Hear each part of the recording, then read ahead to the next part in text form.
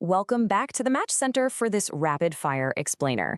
Today, we are breaking down an absolute thriller of a Group L showdown between England and Croatia. Listen, if you're looking for a fast-paced dissection of the on-pitch action, the massive momentum shifts, and just the sheer terrifying firepower on display, you are definitely in the right place. We're going to map out exactly how this high-scoring opener unfolded, so let's get right into it.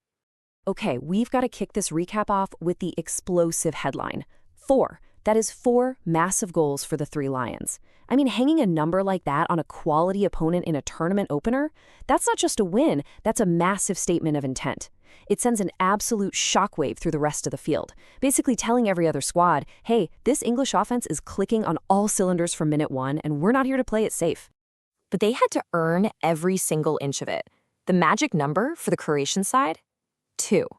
This was absolutely not a one-sided blowout where the opposition just rolled over.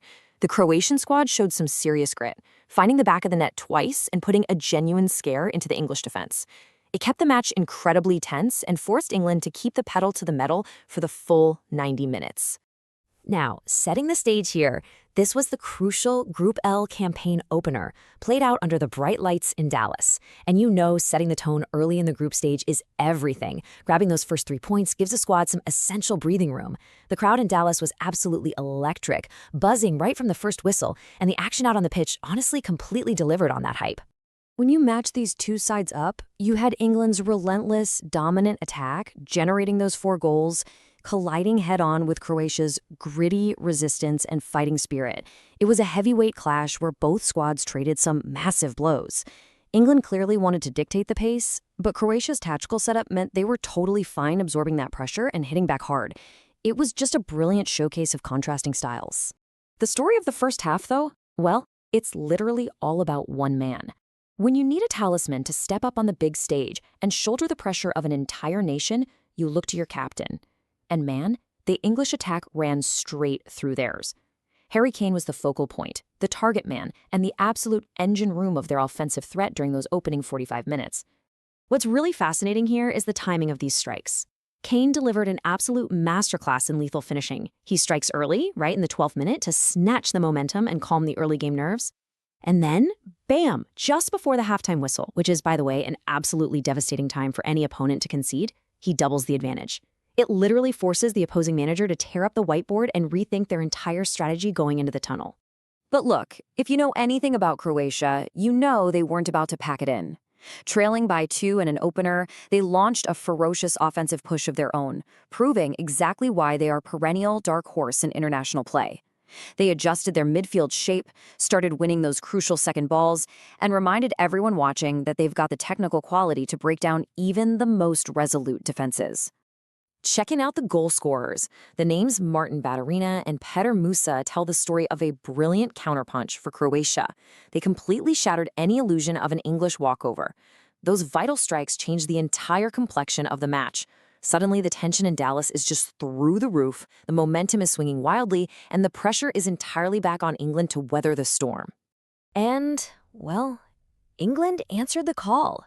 Just when Croatia looked poised to force a nail-biter, and maybe even steal a point, the Three Lions delivered a second-half masterclass. They needed to slam the door shut, and they executed this swift, brutal knockout blow that finally put the match on ice. They basically reasserted their dominance exactly when it mattered most. I mean, this sequence of goals is a terrifying prospect for the rest of Group L. Kane lights the spark with that early double. Jude Bellingham steps up to stretch the lead, drifting into the box with just perfect timing. And then, Gareth Southgate plays his trump card, bringing Marcus Rashford off the bench to exploit those tired Croatian legs and seal the deal. That right there, that is the very definition of tactical luxury.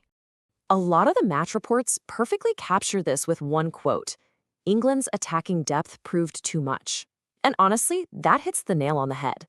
When Kane starts the fire, a generational talent like Bellingham stokes it, and a world-class forward like Marcus Rashford comes off the bench to finish the job, it just wears a defense down to the bone. You can game plan for 1 or 2 stars for sure, but facing fresh, elite attackers for a full 90 minutes, it's an absolute nightmare. So, the bottom line here, by surviving that Croatian surge and answering with 4 goals, England hasn't just secured 3 points. They have planted their flag. They've established themselves as the premier threat and grabbed all the early momentum Group L has to offer. They proved they can take a punch, adjust on the fly, and outgun a very, very dangerous opponent. Which leaves us with a final thought to debate before our next update. Is England's attack truly unstoppable in Group L? With a bench deep enough to bring on immediate goal-scoring threats and put to bed a 4-2 thriller, can